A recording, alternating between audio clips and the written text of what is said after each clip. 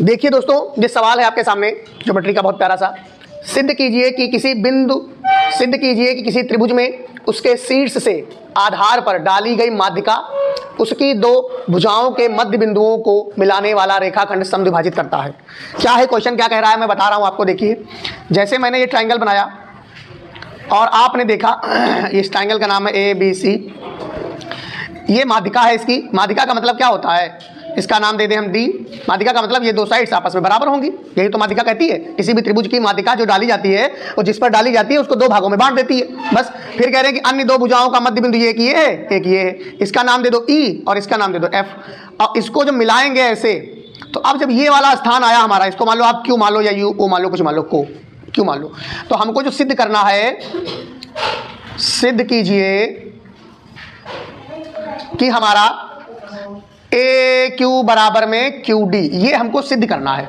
तो आइए सिद्ध करते हैं। कैसे सिद्ध करेंगे, देखिए आपको हम प्रूफ देते हैं। तो प्रूफ में आपको लिखना है, सबसे पहले आप ये जान लीजिए कि हमारा E और F मध्य बिंदु हैं, मध्य बिंदु हैं क्रमशः किसके, AB और AC के, AB और AC के।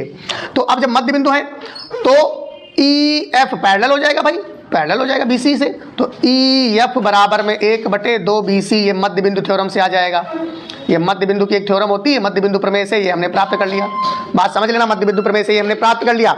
अब ट्राइंगल AB, अगर हम देखें ट्राइंगल ABD में, यहां पर देखेंगे त्रिभुज ABD में अगर मान लो हम देखें तो क्या हो जाएगा हमारा, E मध्य बिंदु है, E मध्य बिंदु है किसका, AB का, जैसा कि पहले आप जान ही चुके हैं। तो जब मध्य बिंदु AB का है तो क्या ये बताइए EQ पैरेलल होगा BD के। भाई जब E पैरेलल है BC के तो EQ पैरेलल हो जाएगा BD के। तो इस प्रकार से ये भी मान के चलो कि Q भी मध्य बिंदु हुआ।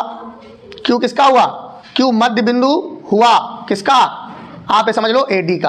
तो यही हमको प्रूव करना था। जब मध्य बिंदु हो गया तो AQ बराबर में QD, यही हमको प्रूव करना था। ये सिद्ध हुआ, ये प्रूव हुआ, या इसको कह सकते हैं सिद्ध हुआ। मध्य बिंदु के रूपांतरण प्रमेय से ये आ जाता है। ये मध्य बिंदु के रूपांतरण से हमने ये प्राप्त कर लिया, मध्य बिंदु के रूपांतरण से हमने प्राप्त कर लिया। आशा करता हूं कि आपको सवाल समझ में आया होगा कैसे ये हुआ है। बहुत बढ़िया सवाल है। अगर अच्छा लगे तो लाइक, सब्सक्राइब, शेयर जरूर।